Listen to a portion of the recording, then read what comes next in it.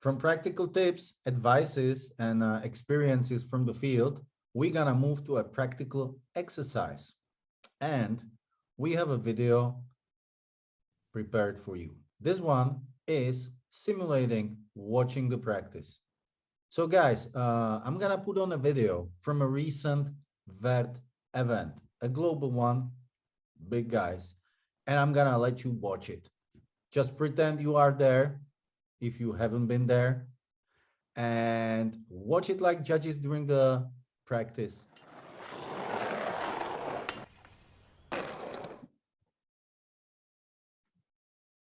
All right, so we have a pretty big ramp, 2 big roll-ins. I'd be expecting to see some big airs go down this competition, just given that it's a pretty sick ramp, pretty straightforward, flat walls. Yeah, nice. I didn't see they put any like extra features on the flat, so it's the vert and 2 roll-ins. Yeah, so I think we'd be expecting to see some pretty difficult tricks just on the straight vert walls. I mean, Bucky, nollie kickflip, Madonna. It's a bit glitchy, so I can't really see exactly, but I think that was. And switch frontside feeble grind.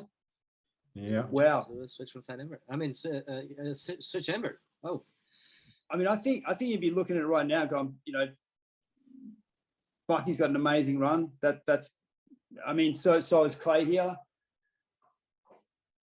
But the diversity on Bucky's run is extremely good. Just the way he's mixing up different tricks. Watch Tom Shaw right here. Oh, got some creative lip moves. How he backs up lip slide. Yeah, combined with like flip tricks right after. Yeah, so mixing it right up. Wow, frontside nose blunt slide.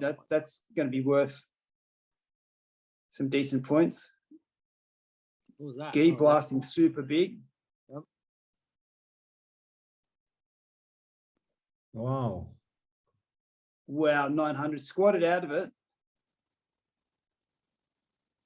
I haven't seen 900s for a while in a vert comp. Was that a kickflip body varial 5? That was it. Yep. Body varial was a bit glitchy. I couldn't really see it so well.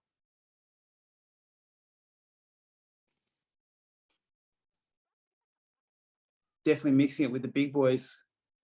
So definitely, like when we're watching practice, if like usually he doesn't do, like people don't do harder tricks, like, but we know he's capable of, like, so you have to be prepared. Like, as you know, if you watch that in practice, like, whoa, that, you know, there's something that was add to it, like in his run. Or usually he does a 5. People will do a 540 there, where Guy did a 900 on that, and that right there. So you're like, oh, there is a possibility he does a 900 there. So that's a factor there. Like, okay, take that into consideration. Write down on your notebook, whatever. Like, you know, talk about it. Yeah. I think looking at this competition, one of the things you'd be walking away from watching this practice is all of these skaters are extremely good. Yep. And the rankings could go whichever way, depending on who makes their runs and who doesn't. You know, like they're all extremely capable skaters. Like some events you get, you know, someone that maybe isn't so good sort of sneaking in that doesn't have a chance, but all of these skaters just look extremely good. So paying attention to every little detail matters, right? Yeah, it will. I mean, I think, you know, like, you know, the difference of ending your run 4 seconds early, you know, could be the difference between making the podium and not making the podium, or winning and not winning. You know, one trick could decide the same sort of thing. I mean, it's the highest level of skating. It's the best skaters in the world. So it is going to be very, very competitive. And I think, yeah, go for it. I was going to say, I think this is the first competition after a long COVID break. So I think this is the sort of competition where you are going to see a bit of progression. You haven't seen these skaters skate, you know, regularly. And so there's probably every chance you're going to get surprises. So this is the sort of practice that's probably, you know, even more important to watch, given you're probably going to see a few things that you haven't seen recently. Yeah. And it's also, like you said, it's after a COVID, and for many new judges, it will be first time they see skateboarding live in front of them. And you know, seeing skateboarding live and seeing skateboarding on TV, it's a different thing. So definitely helps to be there and get familiar with the environment and the skating in front of you. Yeah, most definitely, man. I mean, that's one of the things that you notice as a vert skater. If you see people that haven't seen it and they come and see it live, they really spin out on how explosive and spectacular it really is. Like sometimes when you watch it on TV, you really lose a lot of the excitement and the height that you can sort of see, that when you see it in real life, it is really different. It is a bit more spectacular and a bit more crazy.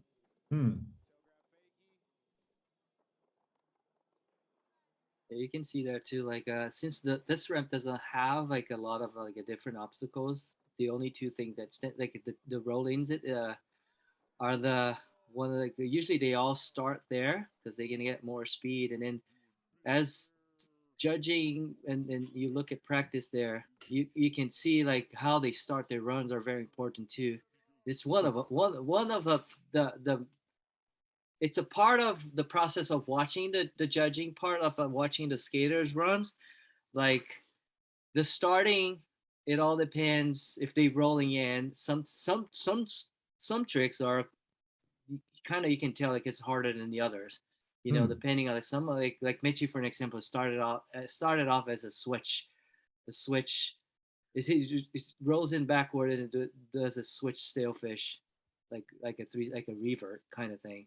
It goes into a different the difficulty on the next run. I can't remember what trick was it, but it's like it all depends on how they start their runs too. They're like, oh my god, he started that run. So when you're watching practice, if you can just pay attention on those little things, that is just like, oh, he started his run like switch, or he started a run with just a basic air, or but then then he kind of mix it up, and so it's all kind of little things that you watch it, and you're like you have to take in consideration, like how it was done, what trick it was, the height and the distance of a grind. For an example, Jamie started as like with a low C grind, which it's just not normal for, like, you don't see that many like happening all the time. Or like Mitchie does it like a switch something. It's kind of those things that you kind of have to think about, like, oh, you watch the practice, so he's doing it like sometimes. But of course, it's at the moment when you're judging it. But that those skaters are capable of starting their runs like that way. So. The impression of what can be done, what is possible. What can be done, yeah, what is possible, and getting ready for it. Yeah. Right, Renton. Anything else you would point out or tip from watching? I think from watching practice, I think some of the discussions might be based on the different ways that different people stood out. I think in that particular session, I think Bucky stood out because he did some pretty original tricks. As Lincoln said, I think he rolled in switch. It was a bit glitchy for me, so I couldn't see all of it. So Bucky had a very unique and technical approach, and then Elliot Sloan had a very big and balls to the wall kind of approach. And they both excel at the different directions that they go. And I think, like the judges' discussion after a practice session like that, we'll just be discussing the different strong points and weaknesses of each styles. And I think Mitchie had some great runs in that competition. I couldn't really see it because it was glitchy, but even just discussing, like all of the best skaters, just all of the things that really made them stand out, and then all of their weaknesses as well. And just trying to figure out, like what rises to the top. And in a worst case scenario, when the competition actually happens, every skater makes their run. And you have to compare all of these different things and different styles of skating, and no one skates exactly the same.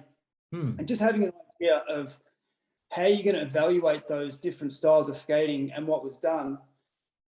And not only doing that, but doing it consistently across everybody, because what you don't want to do is you don't want to make a call or a score based on one person and one certain thing and make a call on another person based on something else. You want to make sure everything's consistent, because if you're rewarding everyone for doing one thing, you got to reward everybody for doing the same thing. You can't be inconsistent, and that's where you're really going to have problems with people getting upset if one person was rewarded for one thing and another person wasn't.